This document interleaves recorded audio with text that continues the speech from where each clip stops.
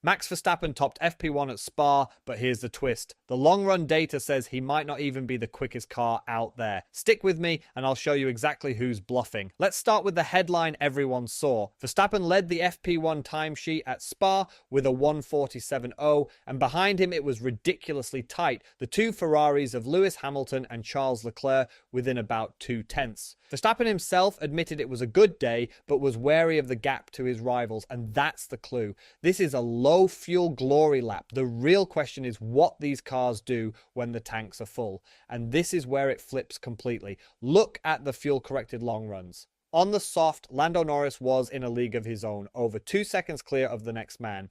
On the medium, Oscar Piastri was quickest, with Leclerc just 27 thousandths behind him and genuinely in the fight. Verstappen, on the same medium, he was over a second off Piastri, so the man who topped the timesheet is only fourth quickest when it actually matters.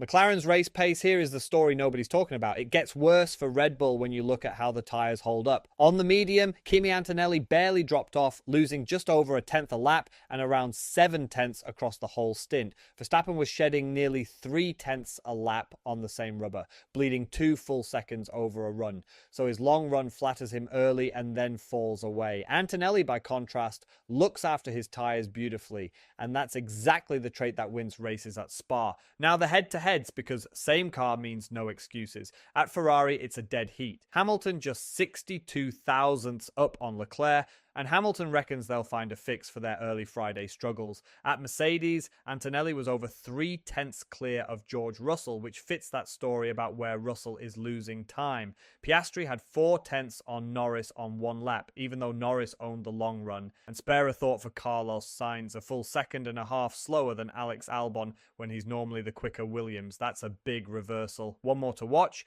Jack Crawford was in for Fernando Alonso, and while we don't have a clean long run to judge him against Lance Stroll, Aston Martin are just gritting their teeth until that B-spec car lands in Hungary. Then there's the weather, which could rewrite all of this. Qualifying looks overcast at 22 degrees with only an 18% rain chance, and the race is cooler still at 18 degrees, clear, rain risk about a quarter. Track temps are mild, so nobody's cooking their rears into oblivion, but that cool race actually favors the tyre whisperers like Antonelli and hurts anyone who struggles to switch the tyres on. Low rain risk, so don't bank on chaos bailing anybody out. So here's the takeaway. Verstappen has the one-lap headline, but McLaren and Norris especially look like the class of the field on race pace, with Ferrari right there on the medium. And it all feeds a title race where Antonelli leads Russell and Hamilton, and Mercedes are running away with the constructors. The standout of the day, Norris, 7th on the timesheet, but comfortably the quickest man on a long run. Ignore the glory laps, watch the long runs, and that's your race weekend in a nutshell. If that helped you read between the lines, hit subscribe. Fresh analysis after every session.